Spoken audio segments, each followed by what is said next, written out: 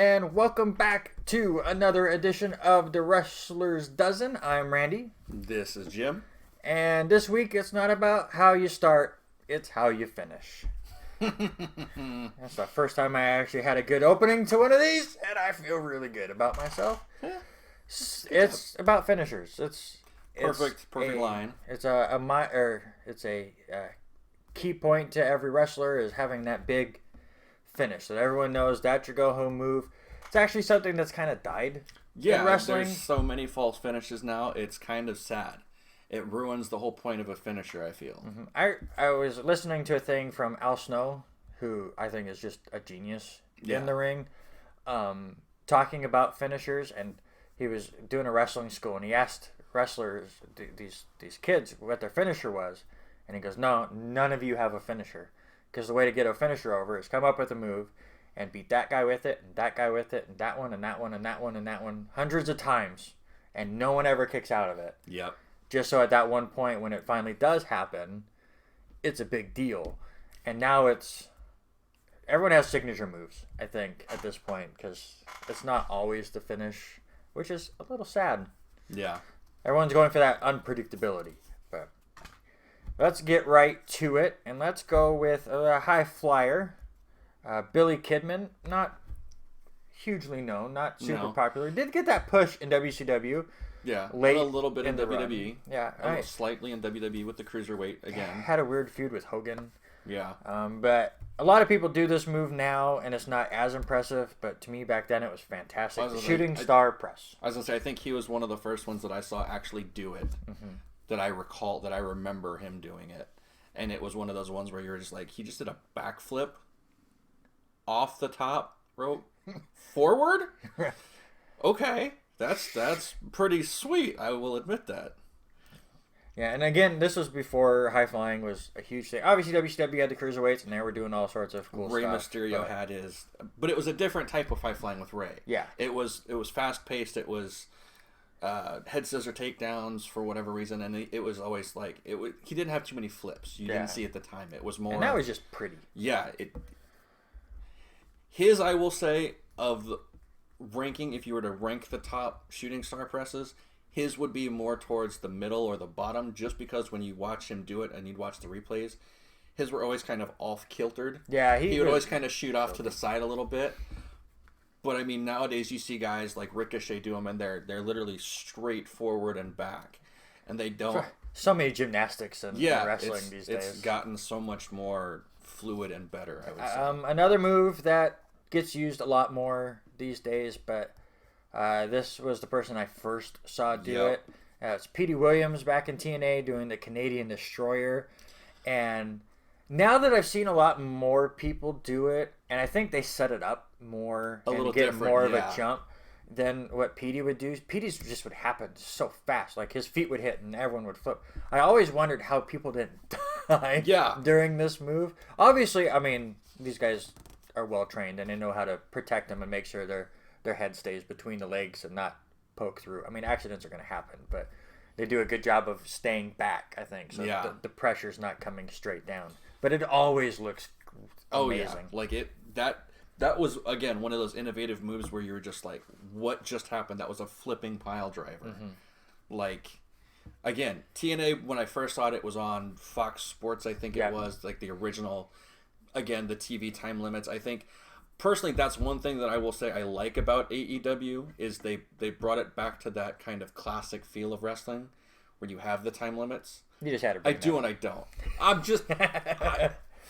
Listen, folks. Okay, so we're going to have our own show about AEW, I think, at some point. Yes. Just sorry. A debate. No, you're fine. No. I'm just saying. Tier 1, Tier 2, Tier 3 for the Destroyer. For the moment, I will give it Tier 2. Okay. Just because of its innovativeness, but I don't think it ranks up there with longevity of a move. It doesn't rank up there with the things we were talking about. You can't beat every single person with that move. I think if he were to try that move on, say, the Big Show, it wouldn't work. I would love it. It would be fantastic to see. I would like to see somebody like the Big Show do that move. Who was the big guy that did it? Was it Albert? Or Tensai, or whoever he was at the time? There's a big guy that did this move. And now I can't remember. I want to say, I think I've seen somebody like Luchasaurus pull it off, maybe, but I might be mistaken on that. I would have to. So one that has it's like sticks in your mind. Yeah, longevity for factor. sure, longevity for sure, and one that you knew is going to end the match, and that's Goldberg's jackhammer. They always set it up with the spear before. I think that's what it was really key with a jackhammer. Jackhammer, visually not that impressive, just a suplex that he turns. But the spear before it, and him getting up and doing the whole thumb thing, getting the crowd just going nuts with it, really built it up. And that, to me, that's what makes a great finish. Oh yeah, by far. It's that thing that you know was coming. You knew it was his deal. You knew it was going to end the match. And again, it didn't matter who it was because you saw him do it to little dudes like Eddie Guerrero and Scott Hall, which even in Scott Hall's not a little dude. No. Scott But when Hall's you not put a him little against Goldberg, he seems like a smaller statured man, like build wise. But I mean, when you talk about bigger guys like Big Show, he did it to the Big Show. Did it to the Giant at the time. Yeah. He did it to Kevin Nash. You know, guys like that. It wasn't something that you were going to see not happen and those dudes kick out of. Yeah. Or kick out of often. And I don't think anybody really ever kicked out of it until it was WWE days when he showed up there. Of course, and then everyone did it. Yeah. One, history-wise, is fantastic. Rarely finished the match, especially once you got out of the early 80s. But that was Ric Flair and the Figure 4. Of course, everyone now just does that move. Yeah. But he's the most well-known for it. To me, it's bottom tier. I hate to say it. Yeah, it's one of those, like I said, like we said before, it's one of those ones that you know it's attributed to him. You know, and I mean, as far as a submission move, it's not that impressive. It doesn't have a whole lot of shock value to it. It doesn't look like it would really hurt as bad as they make it appear. Oh, let me put it on you. I've done it with some friends. I've done it with friends back in the day. Trust me, I know it can hurt. But again, when you watch it on TV, it doesn't like. And but to me, that's all about the wrestlers and how well they sell it. Yep. I mean, the Figure 4 is so beautiful because then they're both face to face to each other at that point. And the other thing that's so great about the Figure 4 is it can get reversed on you. Yeah. And all of a sudden it's hurting you. So it's a great move and a great submission hold to me. Finisher wise, the success rate wasn't great. which well, he won a lot of championships with it. That's true. I mean, again, in the early 80s, it was a different thing. Another finisher, I think, that the longer this wrestler went on, the less impact this had. Mm-hmm. Again, because we started getting the false finishes, and the build up to the move was fantastic. You knew it was coming when he would do it. Actually, I'll disagree. I think in the 90s, the build up was fantastic. And I'll just say it right now: Sweet Chin Music by Shawn Michaels, because he would have that foot stomp, and get everyone going into it. Ziggler has stolen that. But again, I will say the predecessor to the Sweet Chin Music though was the elbow off the top rope. That's when you knew it was coming. That was part of the build. But again, in the 90s, he had kind of the Cena's 5 moves of doom. Yeah. He had a couple things that he would do, and you knew then Sweet Chin Music was coming. Yep. But then when he did his return in 03, 04, 02, it was 2002. Yep. But when he did that return, and then from then on out, his last run, Sweet Chin Music was more of a out of nowhere, kind of like an RKO kind of of a move where there was less build up to it. It would hit you just like that. So I like that it has 2 different ways to go about it. He definitely. So to me, top tier. Yeah, he definitely brought it. He revamped the move where again it was that RKO out of nowhere type of deal where I think it surprised people when it came because the wrestlers didn't see it coming. Maybe the crowd did because they knew it was just something that had to be done to try to end the match. And so I think I would give it that, again, another top tier longevity type move. Underrated one, DDT from Jake Roberts. Obviously everyone does a DDT now. But the way he cinched that thing in and was able to just nail it, it always looked devastating. I know Ravens was really, really good too. That move actually came out of his accident. Like it wasn't even like an intentional move. That's my favorite ones. He literally, he said he went for a rear naked choke like that just to hook him up. And he goes, he slipped. And the opponent that he had in the match, he goes, dude, that looked like it hurt so bad. Just pin me. Just pin me and get the match over. And he pinned him and that's how he won the match. And he goes, you need to just stick with that move. Yeah, stick with that move because it looks so much more devastating than it actually is. And stories like that are just so fantastic about wrestling. It reminds me of Drew McIntyre and the Claymore kick. He was just going for a big boot, and he was part of the three-man band, so they were wearing those really tight leather pants. And so he lifted his foot, and his other foot just came off the ground. And they went back. He goes, "Oh my God, I just fell doing this stupid big leg kick thing." And they go back and watch it and go, "Oh, that was really good." So the Claymore kick was born by slipping, wearing tight pants. Second tier though. Again, ingenuitive. Yes, just because of the fact that it came out of nowhere, it was an accident, and he rolled with it, and he made it his own thing. Everywhere. Yeah, he made it his thing at the time. It was definitely that. That was, to me, the original. Well, and again, Hogan's probably been around just as long, but the leg drop. I mean, I'm not a big fan of the leg drop. Get out. No. I'm not a fan of the leg drop at all because, again, it's one of those moves that it shouldn't have gotten over the way that it did. Making sure it wasn't on our list. I was going to, see, that was going to be one of the things I brought up at the beginning, but I didn't, if it was on the list, obviously it was going to be on the bottom or cut completely because it was completely cut. It's one of those moves that shouldn't have worked, but it did. People bought it. They loved it for some god-awful reason. They loved it. And so it was just one of those things. I mean, it fit the person. For some reason, it fit the person. Yeah. Where you think Hogan with the biggest pythons in the world would have done something a little more manlier than, I'm just going to sit down on the ground and put my leg over your chest. Yeah. And finish the match that way. I think that move should have never gotten over the way that it did by far. But for some reason, it did. All right. I'm going to bring up both of these at the same time because they're the same move. Exactly. Done completely differently. Yep. And of course, one person got the permission from the other to be able to do it. I'm talking about the Diamond Cutter from DDP and of course the RKO from Randy Orton. What I love about both is they both come out of nowhere, which they say about Randy Orton all the time, but they come out in different ways. For Randy Orton, he's one of those where he'll be off screen and then boom, he'll hit it. With DDP, his came out of nowhere because he would have you in like a suplex and all of a sudden turn you around. I was going to say, he could turn anything into a diamond cutter. And that was his biggest plug in the day too. He can hit you from any position. And they made sure they let that know on camera. That was one of the biggest things that I remember hearing watching those old DDP matches. So my question to you, we'll rank these two right now. Which one's better? DDP? I think these are going to go back to back. They have to go back to back just because of they're the same. They're the same move, but it's also on the delivery of the move. And I'm going to ask you who delivered it better. I have my opinion. I want to hear yours first.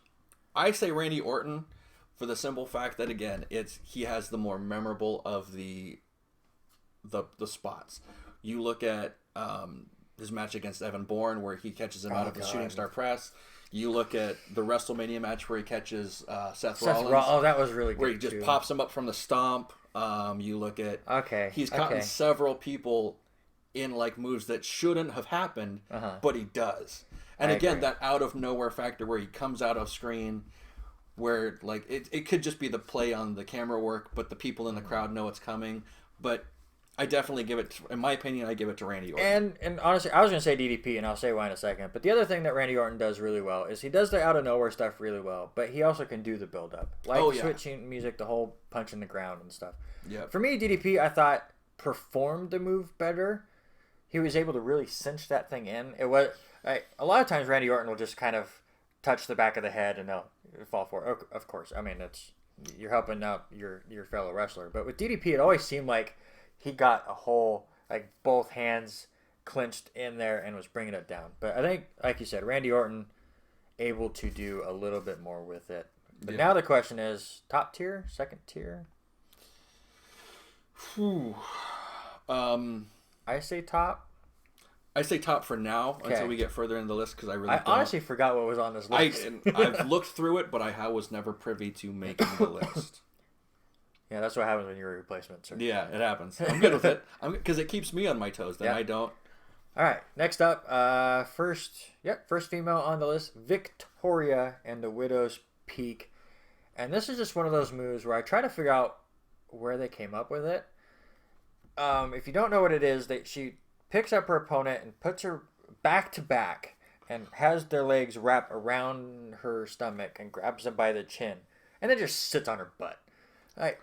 I know you let go right before you land and it helps, but just the way she always delivered that move and the way the women were able to sell it just when you hurts so bad. it looks so much more devastating than it probably is. When you put it like that, it almost looks like a package neck breaker. Yes. Is what it boils down to. It's a backpack neck breaker, and I've never seen anybody else do it, to be honest with you. It's been her move. I mean, you may have seen it in passing, but it's not. They don't call it the Widow's Peak.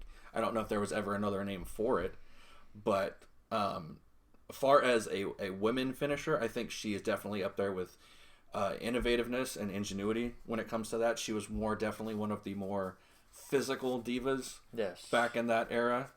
And I would say is that the only female? That's the only female. That's the only female on the list. Okay, so and you don't really think of too many other females having finishers anyway. I mean, they do, but they don't. Yeah, I mean, like Stratusfaction was one, and then Mickie James had basically this similar thing. Lita with the Hurricane Rana, of course, and the moonsault. And then you look at the current wrestlers, the Bank Statement, and the Figure 8. More of them, they boil more down on submissions. Yes. It's more submissions, and I think they have bigger spots, I will say, in their matches that they perform, that they do, but all of their finishers are submissions. 90% of them are submissions. Especially the Bailey to Belly. That's the biggest submission out there. Second or third tier? I will put it in...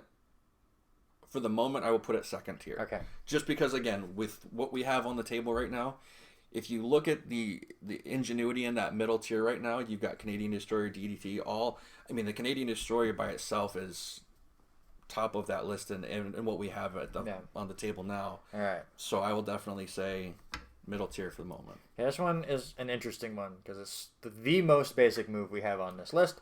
And that's JBL's Clothesline from Hell.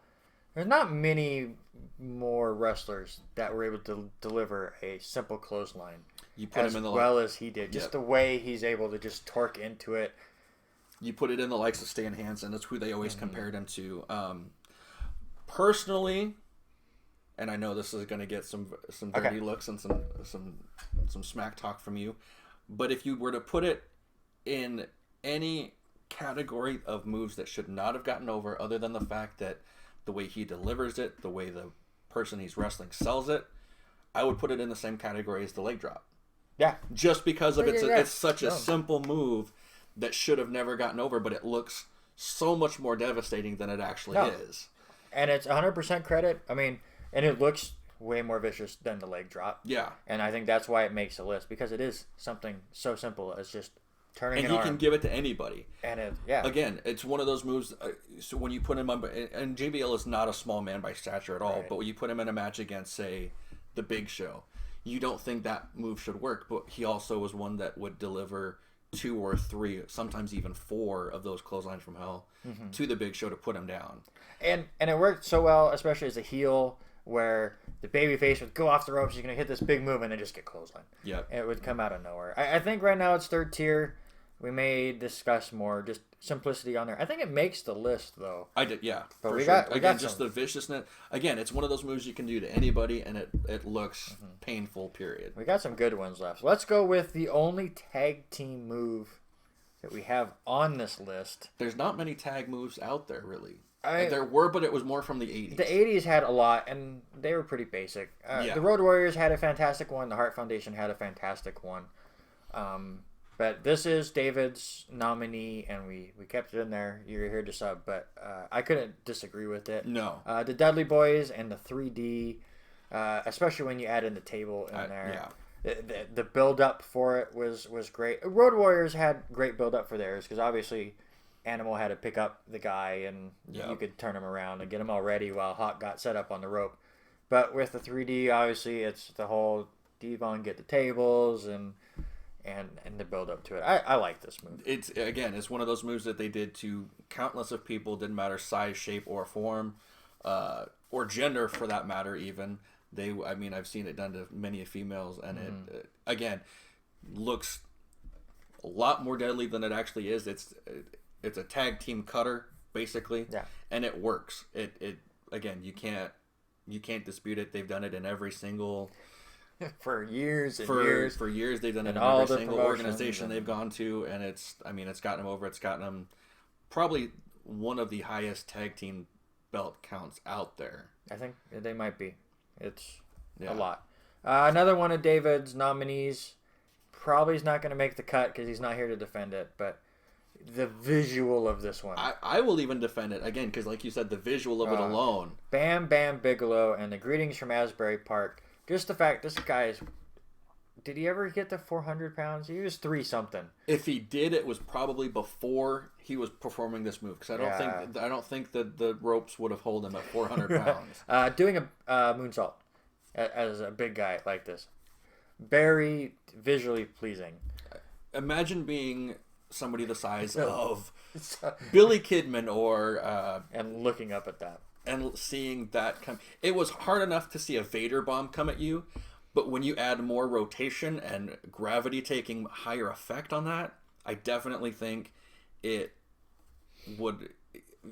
definitely had that hurt factor appearance more than anything else. All right, let's finish the top rope moves with possibly the most iconic. Yep. But like the clothesline and like the leg drop. Super simple. Super simple. But again, memorable. And so many people now do it as a normal move, but that's just kind of the evolution of things. Honestly, this is going to show me as a big nerd, but finishers to me are a lot like old 80s beat-em-up video games. Oh, yeah. Where the level 1 boss is now your common opponent in level 4. So all of these moves were the finisher in the 80s, and now they're just generic move B. But of course, we're talking about the flying elbow, Randy Savage, probably the most beautiful elbow drop still to this day. Yep. And Michaels had a really good one. Bailey's pretty good. So CM Punk even had a CM Punk is reminiscent. okay. I like the difference in. Oh, now I'm going to blank on her name. The pirate girl that was on NXT. Oh, Kairi Sane? Kairi Sane. I was going to say Io Shirai, and I knew that was wrong. Kairi Sane, she does a different version of it where she kind of falls forward with it. I like that one. She puts a little more height, and it definitely feels like it looks like she's trying to drive it home more than the other versions. This one's just beautiful. Yeah, it's you picture perfect. You can't. It's one of those ones where it's divided between 1 and 2. I think. Right. Simplicity. If you were going simplicity, it would have to go into this, but I think it goes there because I know of the next 2 that we have on this list. I'm going to say second tier. It'll probably end up the top of that tier. But these 2, to me, both are going to be top tier. We'll see if you agree. Okay. But we're going to hit Brock Lesnar and the F5. A lot like the jackhammer. He could hit it on anybody. Yep. Seeing him do it on the Big Show is still just yeah. ridiculous to watch. Yep. And even crazier is when he hits it on like a Rey Mysterio. Yeah. And you see him just flying. It just, to me, it's visually pleasing. It looks devastating, even though it really is just I'm picking you up and I'm setting you down here. Just the way he swings them around, it looks cool. And if you look at the different way that the opponents drop, I think it all depends on like the most memorable one recent to me was against Seth Rollins before he goes to SummerSlam to beat him for the belt again. Again. Oh, with the whole ambulance thing. Yeah. That. So when he puts him. When you add in the F5 alone on that level, it looks devastating. And then you got him where the first one he falls on his stomach, and that's where the impact of the ribs come in. Then you see him do it again, and it's like his body goes a little more limp, so it over rotates more to his side. And then he did another one onto a chair, the back of a chair, I think, which again you add in that pain of the ribs. That's so good. So I mean, it's definitely one of those ones. Again, like you said, you can do it to anybody. You watch him do it to Rey Mysterio, and it's almost like he could put in a full 540 rotation if he were just to let him fly. Right. Which I think at one point they should do just for that shock value. I want to see him do it to Ricochet and see what Ricochet can do out of that move. Yep. And then one super simple, so iconic, of course. Yeah. The Stone Cold Stunner. I'm just going to put it up there. Oh, yeah, I was going to say, it has to go. In my opinion, that has to be the quintessential finisher right now because, again, locks down with, you can do it to anybody. The most famous ones obviously have been on Vince McMahon or The Rock for that matter. Just the The reaction way to them. Scott Hall at WrestleMania 17 is so great. Or 18, sorry. WrestleMania 18, where he jumps 3 feet. Oh, yeah. It's so great. It fits every checkpoint. Hit it on anybody. Crowd can know it's coming if they build it up. Can come out of nowhere. The longevity of the move. It's been past. He still does it. He still does it. Now you've got KO doing it. Not nearly as impressive, but I think. Yeah, I don't like KO doing it. Honestly, you- I love KO as a wrestler. I don't like that move for him. No, it doesn't fit. And I don't think the springboard stunner that Cena was doing for the moment worked either. Yeah, that one always looked weird. Okay, so we've put ourselves in a bad pickle here because I like some of these ones that we're going to have to cut, but we have only 4 people in the bottom tier, and we have to cut 3 of them. Oh boy.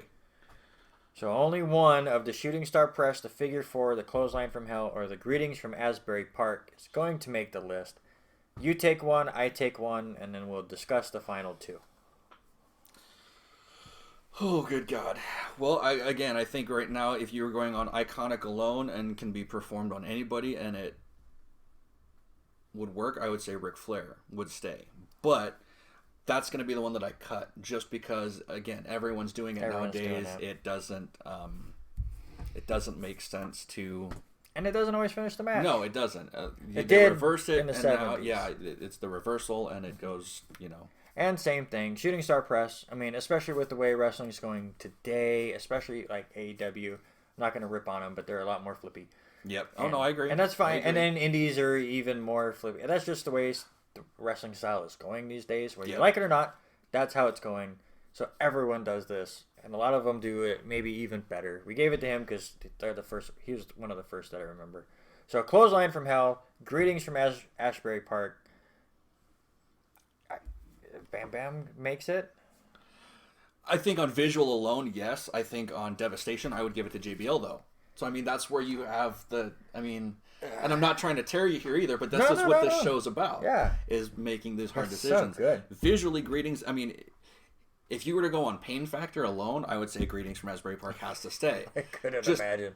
But, I mean, Clothesline from Hell, it's one of those ones you can do to anybody. Bam Bam can do that same thing, too, but it's all just depends on... What was the better visual? Most memorable for me has been JBL, just because of the fact that he has been like more. And I also think it finished more matches. Yeah, but sure. Bam Bam always was kind of that mid card guy. Yeah, for the most part. Anyways, he was supposed to get a big push. Sorry, the click kind of messed that up. All right, second tier. We know Flying Elbows at the top. So, to clarify, we have 13 on this list. We have 12. Are we putting these 2 together? No. Okay, see, that's where we're looking at then. They're separate. Okay. They're just going to finish next to each other, sir. Randy Orton, DDP, 2 different moves. Okay. But my count was off, folks. I apologize. Newbie. Yeah. All right, so Flying Elbow is going to end up at the top of this whole group. Canadian Destroyer, DDT, Widow's Peak, 3D. I'm just going to say right now, DDT. Fall to the wayside. Move over to Jake Roberts. Did it fantastic. It's fine. Widow's Peak or 3D? Ooh. The best female finisher or the best tag team finisher? I think the tag team finisher has to go higher. Okay. I'm okay with that. Yep. And again, there are some new tag teams that have finishers and stuff. We do that a lot on this list. Let it build out a little bit more, and they may end up on this. We can revisit the list again somewhere down the road. For sure. We give the icons their due, I think. They need Petey to. Williams and Randy Savage. Okay, top tier. Stunner is top. one, I'm can't not. go wrong We're there. not going there. I think Jack. Swing Chin, Huh? I think Swing Chin music has to go under that. Okay. I will make that jump now. Okay, so Jackhammer, the RKO Diamond Cutter, or the F5. I say Jackhammer is the bottom, and Definitely. then I love the RKO too much. Do you That's like the the thing. RKO or the F5? I like the RKO way higher than the F5. Okay. I think the F5 is definitely a more devastating move, but I definitely think the RKO just has that. It's got that shock factor where you don't know where it's coming from. You don't know the setup for how it's going to be performed, like with the stomp or the. It has different variations Yes. to it that are great. And the F5 is just it's the easiest buildup ever. He's gonna pick you up and he's gonna destroy you. I love it more now. I loved it Oh, yeah. back then when he did it on like the Big Show and stuff, or Mark Henry, where it was the big dudes. That was just the most impressive stuff. But I like it now more when he does it on like Rey Mysterio Yeah. and flings him around. That stuff's great. But those are our 12. It was way harder in the middle than it was at the top, because the top are just the most iconic. Yep. Anything you dislike about this list at the moment? No, I'm content with the list. I think there are other notable ones. Obviously, we could have put on here. I can't think of any off the top. Yeah, of my they're head. not notable at all. Not So at the we moment. are finished with the finisher list. Look, I even had an ending. All right. A beginning and an ending. High We're five. growing here at the Wrestlers Dozen. We're building. So for Jim, I'm Randy. We'll be back with a shorter edition of the Wrestlers Dozen next week. Jim, you'll be back for that, I believe. Yep. Unless he's told me different. Who knows? It's in the future. We're finished with this. Have a good night. Thanks, folks.